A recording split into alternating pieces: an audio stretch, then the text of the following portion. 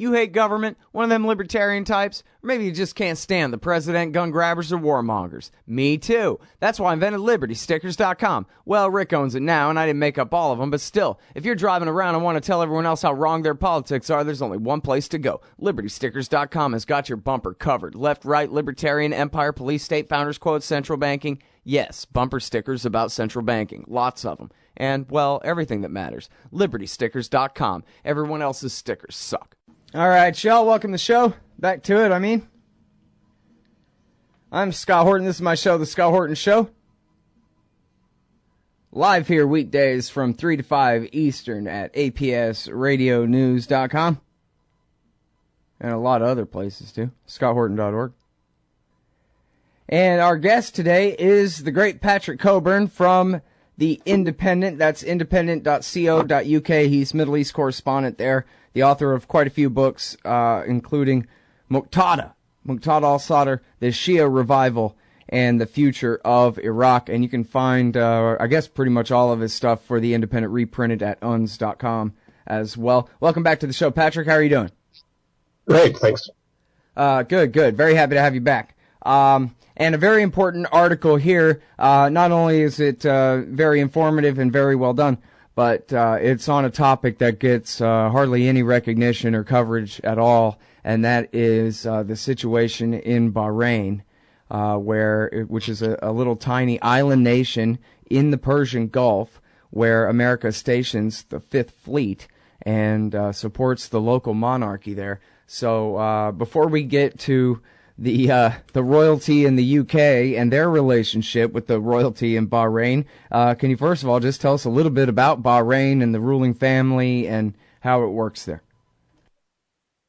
Well, you said Bahrain's a pretty small place, but it's also a very divided place. In fact, I've never been in a place so full of hatred, and the hatred is between the Shia majority, about 70% of the population, which really doesn't have any power and is ruled by the Al-Khalifa kings, monarchs, who are Sunni. There's continual discrimination against the Shia. The protests they held in 2011 for democratic reforms were crushed with incredible brutality. Saudi Arabia sent 1,500 soldiers. There's a causeway linking Bahrain to the mainland of Saudi Arabia. And things haven't got much better since. At that time, doctors in the hospital who treated injured demonstrators were savagely tortured. There was briefly an inquiry into what was happened, which confirmed everything. Denied that there was any evidence of any Iranian involvement, which is what the kings are always saying, monarch is always saying. And there we are today with basically a very oppressive regime, a majority that holds demonstrations, riots, but can't do a lot about it. Mm-hmm.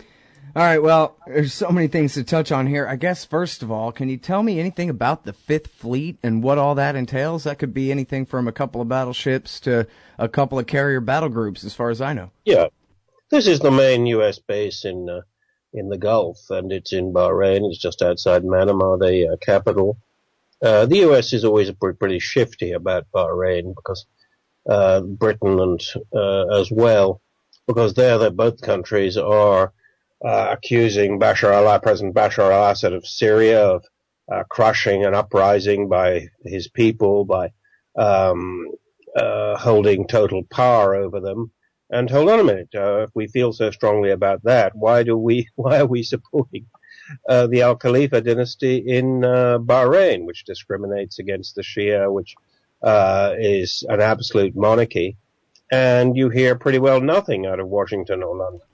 So this seems to me the height of hypocrisy. Yeah, I remember back when, in fact, I just found this recently. The transcript is still online from Meet the Press, when David Gregory, back in 2011, asked Admiral Mullen, who at that time, I forget if he was the head of CENTCOM or the director of national intelligence. Anyway, same difference for this point.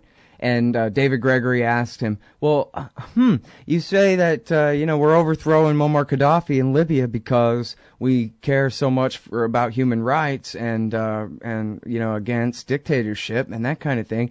But how come we don't take that same position in Bahrain? And Mullen said simply, Bahrain is our ally. And so, in other words, our interests there are in propping up the monarchy. And so the majority of the people there who feel oppressed under the thumb of that dictatorship, to hell with them. Yeah, I'm afraid that's about the size of it. Yeah, at least he was honest about it, kind of, although it sort of put the lie to what he was claiming was his motivation or America's motivation for the intervention in Libya at the very same time. I mean, in this case, as you're saying, it's a minority dictatorship, what we'd be calling apartheid, I guess, if it was different races instead of different religious sects, but it's minority dictatorship over, I guess, a majority or even a super majority of the population of the country, right? Sure, yeah, I mean, this sort of hypocrisy is a theme throughout, I think, Western policy in the Middle East, that if you look at Syria, there we are protesting against and trying to overthrow Assad. He says a dictatorship. That's true. That there was a popular uprising. That's kind of true, or at least was. And who are our big allies to do it? Well, it's, the biggest, the most reactionary absolute monarchy in the world. Saudi Arabia, assisted by many monarchs like Bahrain, like United Arab Emirates. I mean, they don't come less democratic than these countries. They don't come less sectarian, for that matter. And yet we're trying to supposedly establish a democratic secular state in Syria. So this is kind of absurd. It's the self-interest of the countries who want to overthrow Assad, which determines their policy, not any feeling for the Syrian people. Right. Well, I'm afraid we're going to get back to Syria here in a minute, Patrick, but on Bahrain, do I remember right that back in 2011, the protesters were actually not pushing their luck too hard, and they started out just saying they would like to have some kind of constitutional reform, not to necessarily overthrow the monarchy, because not that they were for monarchy necessarily, but they didn't, it seemed at least at first they didn't want to push their luck. But they thought, well, maybe we could get some kind of, constitutional monarchy where we would have some sort of process in law for, fair trials, this kind of thing. The beginnings of a pretense of rule of law, basically. And that was what was crushed so harshly there in the Pearl Roundabout in the first place. Yeah, I mean, the Pearl Roundabout was the center. The Pearl was meant to be the symbol of Bahrain, and there was a big monument with a sort of a pearl, and it was actually made out of an enormous pearl at the top of the monument. And not only was it the demonstration crushed, but the whole monument was bulldozed immediately afterwards. Although the same monument at that time appeared on the Bahraini currency. It must be the only country in the world where a government has destroyed the symbol of its own country, which is on the currency it used. Yeah. Well, we keep our symbols, but we destroy all the things that the symbols stand for here in our country. But I can relate, though, in a perverse kind of way. Yeah. Yep. All right, now, so what about Iranian agents? Because I have to admit that it makes sense that politicians in Iran, Revolutionary Guards officers in Iran, that they would seem to have some kind of interest in helping Shiites sort of exiled across the straits there in Bahrain, helpless before this Saudi and American-backed Sunni monarchy. So is it true that they're intervening, or that's just a... Well, no, I mean, there was something called the Bahrain Independent Commission of Inquiry, actually called together in a brief spasm of liberalism never seen before or since by the Bahraini government in 2011, had very sort of distinguished members led by an American Egyptian lawyer and legal expert called Basuni. And they produced an enormous report, 500 pages, and one thing they didn't find was any evidence of Iranian involvement. So it's just not there. I was looking actually at WikiLeaks, American diplomatic cables from a slightly earlier period, sort of 2008, that era.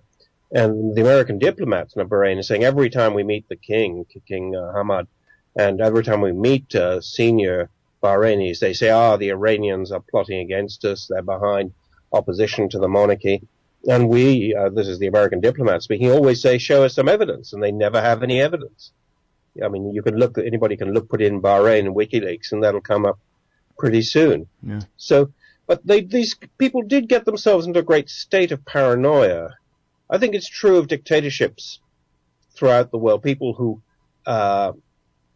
ban all criticism of themselves, that when they suddenly start looking at the internet and so forth, or they see people demonstrating in the streets, it's they overreact. They sort of think this is the revolution coming, and then they sort of act. So they make much more of a revolutionary situation out of what might be a reforming movement than was there before. Same thing true of Syria, by the way. I think overreaction to the initial demonstrations, which was what really put the uprising on the road in 2011. And in Bahrain, they did exactly the same thing. As I said, they crushed these demonstrations with immense brutality and tortured anybody they could really get their hands on. And of course, like many torturers who believe in a great conspiracy against themselves by the Iranians, by the Shia, when they find no evidence of it, despite torturing people, it means that conspiracy must be even worse than we thought. Right. Because all these guys are keeping silent about it. They must be highly trained about, resisting interrogation. So we're going to torture them more, and we're going to torture more people. That's the way these guys think. That's the way all dictatorships work. Yeah. Oh, man. And then on top of that, as you write here, more than 30 Shia mosques bulldozed. There's some hard feelings that aren't going to be better again for a long time. Now, I'm sorry, Patrick, I got to put you on hold as we go out and take this break. But I'll thank you for holding. And when we get back, everybody, more with Patrick Cockburn on Bahrain and Syria, too, after this. Oh, John Kerry's Mideast peace talks have gone nowhere.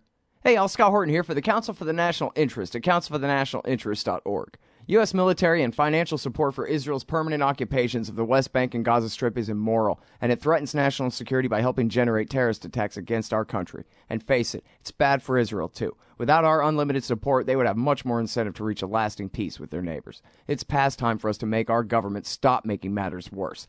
Help support CNI at councilforthenationalinterest.org. All right, you guys, welcome back to the show. I'm Scott Horton. This is my show, The Scott Horton Show. In the middle of talking with the great Patrick Cockburn from The Independent in London. That's independent.co.uk. He's Middle East correspondent there. He's the author of the book Muqtada. And this piece is called Prince Andrew Praises Bahrain, Island of Torture. And I think, Patrick, this will be the closest we ever get to royal gossip on this show, but I think it's instructive. The same reason I think that you chose to write about Prince Andrew here, of just what we're caught up in, what this imperialism looks like, to those who have to see it up close on the receiving end there. Could you tell us a little bit about Prince Andrew and the scandal around his recent visits to Bahrain? Yeah, Andrew is a Duke of York, inner circle of the royal family. He's always had a relationship with Bahrain. He's always been going there. Now, just recently, despite there's very few places in the world that hasn't been had it up in lights that torture goes on there as much as Bahrain. If you look at the UN reports on it, the UN rapporteur on torture, who, by the way, is excluded permanently from the island. Even the U.S. State Department says that this is a country that no political change can take place peacefully, that people are put in jail on the vaguest charges, and people are tortured. And, of course, all the human rights groups like Amnesty International, Human Rights Watch say the same thing. But this didn't deter Andrew from last month announcing that he was going to be the guest speaker on a sort of conference on Bahrain in London, which is to show what a tolerant, nice, religiously diverse, free place Bahrain is. I mean, this is a complete PR venture on the part of Bahrain. Theoretically, or it's meant to be, given by the Bahrain Expatriates Association. But although the opposition suspect that the government is behind it somewhere. Now, Andrew has a history as regards Bahrain, rather a funny one, actually. He was always going there, but exactly what was happening there was revealed. A former British diplomat wrote a few years ago saying that the British diplomats in Bahrain regarded Andrew as a complete bore, as a rude, self-regarding, and he cites various examples of this. He always traveled in style. He always brought a valet with him. The valet carried an ironing board, because even when staying in five-star hotels, Andrew liked his trousers to be creased exactly right, and he needed a valet with an ironing board to do this, so you can't make this stuff up. And this is what defines high society, that makes people like him better than people like us, right? Yeah, I mean, even sort of by the lowly standards of the British royal family, I mean, this is pretty appalling, Yeah. His behavior. But, why does he do it? Well, this diplomat thought it was a sort of inferiority complex. Actually, I think it's a much simpler reason, that there you have somebody like the Duke of York, who's kind of a pretend sort of prince, pretend king. And suddenly what he'd really like to do is have authority over people. He'd like to have power, like the kings 500 years ago in Britain. And he really likes the idea of rubbing shoulders with the King of Bahrain, or the royalty in Kuwait, or United Arab Emirates, or Saudi Arabia. This gives him a thrill, because this is what he'd really like to do himself. That's funny. And of course, the real punchline is Britain is only the ridiculous junior partner in this empire now. It's not even the British Empire over there anymore. So, even when it comes to the Middle East, it's never mind 500 years ago. He's, at least going back to last century, trying to find a time when what Britain said was what went over there rather than what America says. I think there's that, but I'm not sure. I think it's even just simpler. I think it's just personal aggrandizement, that likes to feel he has real power. Yeah. And, well, for me, the fact that, I guess, I don't know, Patrick, maybe I shouldn't take the American Revolution so seriously, but I sort of kind of do. The republicanism as a improvement upon monarchy and that kind of thing. And yet, so then the fact that Uncle Sam, the U.S. government, backs every king and sultan and emir and so-called president and self-appointed potentate over there in the Middle East is a real thing of mine. Like, it's, supporting... I couldn't agree with you more, Scott. I think that, these elites, the 1%, what they'd really like is the 1% not only to have all the money, but have all the power. They really don't like this... whatever they say, they really don't like democracy. They don't like other people having a say. They don't like other people having a share. And I think that's why, the Bushes got on so well with these Prince Bandar and the Saudis. They love these guys. Now, some of them, of course, are just paid off. It's just cash in the bank. But for others, I think it's a thrill of seeing what they would like to be, which is completely in control. Yep. Well, and then for the American people to not get it and believe the hype about American support for democracy while all this is going on is just sort of adding the insult to injury at the end. But back to the injury here. Can we talk about Homs and the government of Syria moving back into Homs and the rebels fleeing? I guess I saw one or two reports that said that, well, yeah, but where are they going to go? They're moving back toward the Iraqi border, and now those forces are reinforced, and we'll be able to claim that much more territory in other places, just playing whack-a-mole kind of a thing. What do you think? To a degree, yeah. I mean, Assad is succeeding in the center of the country, Homs, around Damascus, in that area. and the 1,200 fighters, gunmen, have moved out of the old city of Homs. They've moved sort of north, probably towards Aleppo or further east.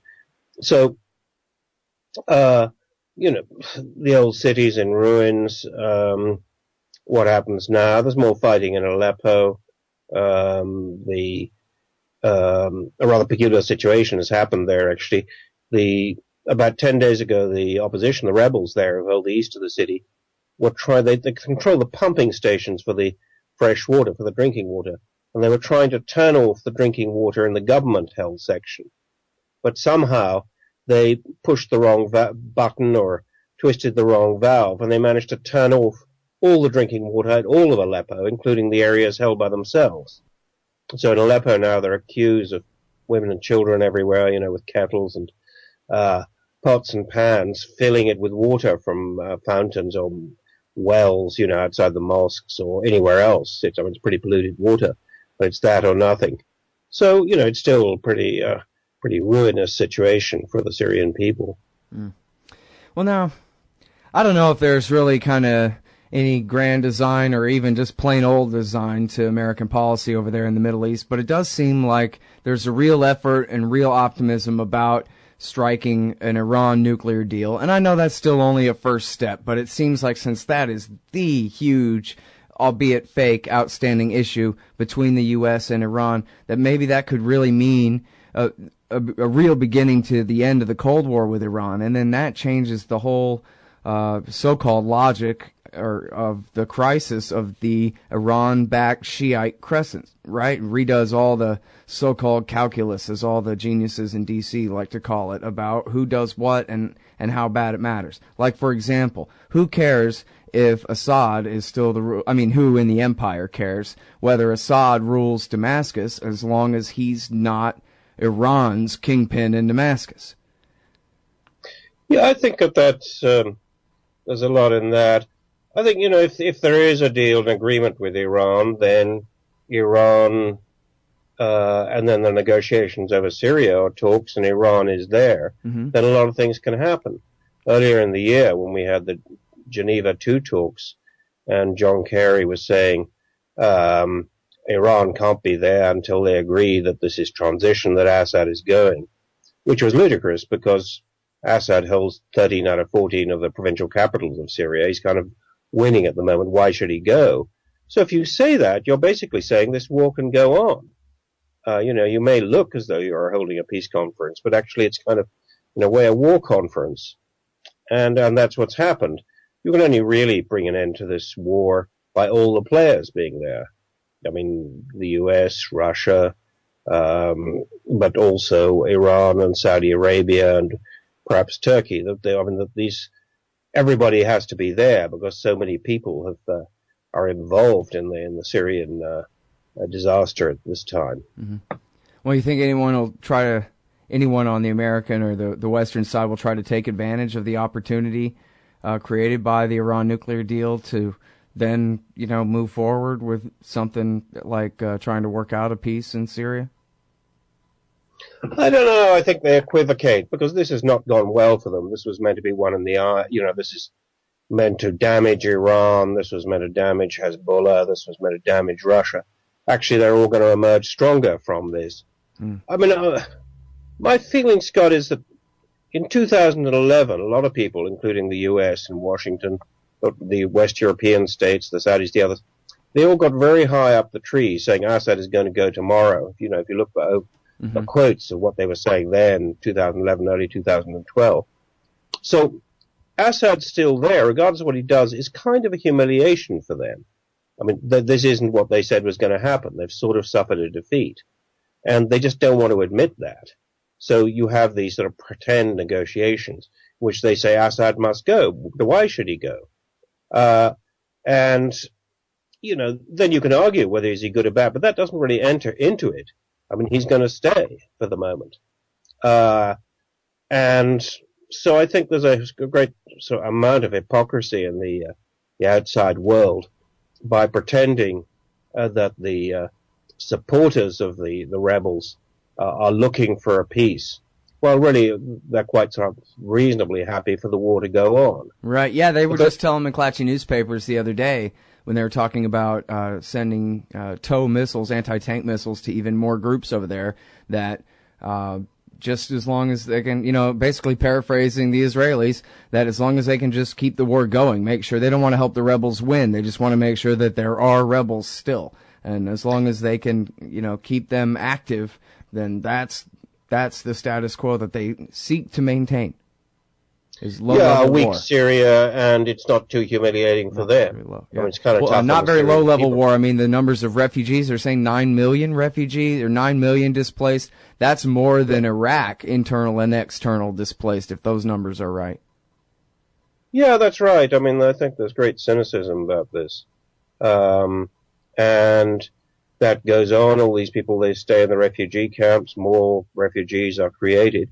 And this isn't to say that, a lot of these people are created turned into refugees by bombs being dropped from Assad's helicopters. But, if one's saying, how could this war end? Then, the record of the US and the outside powers is really pretty bad. They've stoked it. They're keeping it going. Right. All right, everybody. That is the great Patrick Cockburn. Thank you so much for your time on the show again, Patrick. I appreciate it. Thanks, Scott. Enjoyed it. All right, everybody, that is the great Patrick Cockburn. He is at the Independent, that's independent.co.uk. He's the author of the book Muqtada. You got to read that book. Muqtada al-Sadr, the Shia Revival and the Future of Iraq. And he's at uns.com. Check out Prince Andrew Praises Bahrain, Island of Torture, and check out his 5-part series on the new rise of Al-Qaeda, the 3rd, 4th generation of Al-Qaeda fighters in Iraq and Syria. They're at the Independent and at uns.com. And we're way overdue to play a Fox News, so plug your ears. The military-industrial complex. The disastrous rise of misplaced power. Hey, Scott Horton here. I'd like for you to read this book, The War State, by Michael Swanson. America's always gone to war a lot, though in older times it would disarm for a bit between each one. But in World War II, the U.S. built a military and intelligence apparatus so large, it ended up reducing the former constitutional government to an almost ceremonial role and converting our economy into an engine of destruction. In The War State, Michael Swanson does a great job telling the sordid history of the rise of this national security state, relying on important first-hand source material, but writing for you and me. Find out how Presidents Truman, Eisenhower, and Kennedy all alternately empowered and fought to control this imperial beast, and how the USA has gotten to where it is today. Corrupt, bankrupt, soaked in blood, despised by the world. The War State by Michael Swanson, available at Amazon.com and at Audible.com. Or just click the logo in the right-hand margin at scotthorton.org. We should take nothing for granted. Hey, Scott here. First, I want to take a second to thank all the show's listeners, sponsors, and supporters for helping make the show what it is. I literally couldn't do it without you. And now I want to tell you about the newest way to help support the show. Whenever you shop at Amazon.com, stop by scotthorton.org first, and just click the Amazon logo on the right side of the page. That way the show will get a kickback from Amazon's end of the sale. It won't cost you an extra cent. And it's not just books. Amazon.com sells just about everything in the world, except cars, I think. So whatever you need, they've got it. Just click the Amazon logo on the right side of the page at scotthorton.org or go to scotthorton.org/Amazon. Hey, Scott Horton here for The Future of Freedom, the monthly journal of the Future of Freedom Foundation. Edited by libertarian purist Sheldon Richman, The Future of Freedom brings you the best of our movement. Featuring articles by Richman, Jacob Hornberger, James Bovard, and many more, The Future of Freedom stands for peace and liberty and against our criminal world empire and Leviathan state. Subscribe today. It's just $25 per year for the back pocket size print edition, $15 per year to read it online. That's The Future of Freedom at fff.org/subscribe. Peace and freedom. Thank you. Today's show is brought to you in part by Audible.com. You can get a free audiobook download at audibletrial.com/Scott. Audible has over 100,000 titles to choose from for your iPhone, Android, Kindle, or MP3 player. For Scott Horton Show listeners, Audible is offering a free audiobook download with their free 30-day trial. I personally recommend Dirty Wars by Jeremy Scahill. It's great for anyone wanting the inside story on the cruel and counterproductive terror war of the Obama years. You can sign up for a free 30-day trial and download Dirty Wars at no charge by going to audibletrial.com/Scott. That's audibletrial.com/Scott.